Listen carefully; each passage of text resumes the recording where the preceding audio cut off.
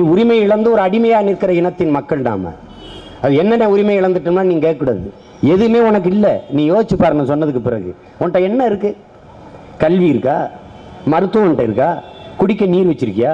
நடக்க பாதை வச்சிருக்கிறியா? ஒரு தேசம் தன் நாட்டு மக்கள்கிட்ட 50 கிலோமீட்டர் நடந்து போறதுக்கு 50 ரூபா கப்பம் வாங்குது. நடந்து செல்வதற்கு தன் தேசத்தின் மக்களுக்கு பாதை கூட அமைத்து தர முடியாத தேசம் எப்படி நல்ல பாதையில் பயணிக்கும்? எப்படி பயணிக்கும்? எல்லாமே வர்த்தகம். உன் நாடு ஏற்றுக்கொண்டிருக்கிற பொருளாதாரம் சந்தை பொருளாதாரத்தை ஏற்றுக்கொண்டிருக்குது. சந்தை பொருளாதாரத்தை ஏற்றுக்கொண்ட எந்த நாடும் வாழாது, வளராது. உற்பத்தி பொருளாதாரத்தை கையில் எடுத்த நாடுகள் தான் வாழும், வளரும். நம் நாடு சந்தை பொருளாதாரத்தில் இருக்குது. அதனால அனைத்துமே சந்தை. நீ கூட ஒரு சந்தை பொருள் தான்.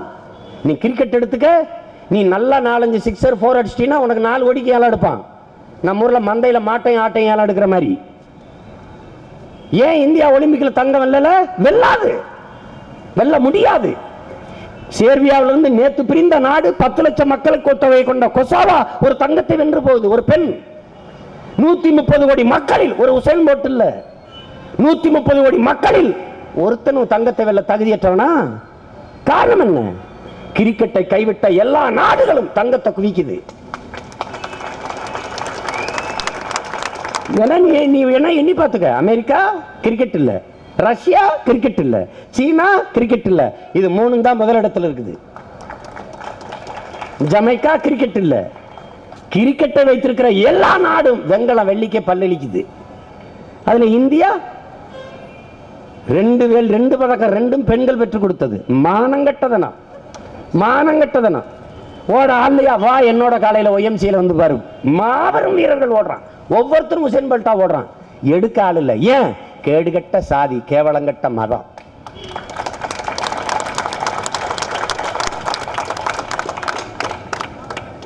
அதை நீ புரிஞ்சுக்கணும். அதனால இது வெல்லாது. அதுக்கு விளையாட்டு விளையாட்டா இருக்கணும். அங்க போய் வேண்டிய ஆளு வேண்டாத ஆளு பார்க்கும்போது தோத்துருது. எல்லாம் முடிஞ்சு போயிடுது. எந்த பெண்ணாவது சொன்னாங்களா 42 கிலோமீட்டர் ஓடணும் தொடர் ஓட்டம் மாராத்தான். 42 கிலோமீட்டர் ஓடுது ஒரு நம்ம நாட்டினுடைய பெண்ணு. தண்ணி கொடுக்க ஒருத்தன் இல்லைங்குது. நான் மரணத்தை தொட்டுட்டேன்னு சொல்லுது, செத்தோன்னு போய் விழுந்தேன்னு சொல்லுது. இதை விட இந்த நாட்டுக்கு கேவலம். தவிச்ச வாய்க்கு நமக்கு தான் தண்ணி தரல வாய் போய மக்க. ஓடுற பிள்ளைக்காவது கொடுத்துருக்கலாம்ல ஒரு மடக்கு. கேட்டா 100 கோடி செலவு பண்ணுங்கிறான். ஏன்டா ஒரு போத்தல் தண்ணி வாங்கி கொடுக்க முடியாத நீ 100 கோடி என்னடா செலவு பண்ண? என்ன செலவு பண்ண? கேவலம். இதெல்லாம் மாத்தணும்னா இது யாரோட வேலையோன்னு நீ நினைச்சிட்டு இருக்க. இது நம்ம வேலை. கருணாஸ் பாட, அதிமுக எம்எல்ஏக்கள் தாளம் போட, அதை ஆமோதித்து முகபாவம் காட்ட, அடடடா, இதை விட தமிழக பிரச்சனைகளுக்கு வேறு என்ன தீர்வு விட போகிறது?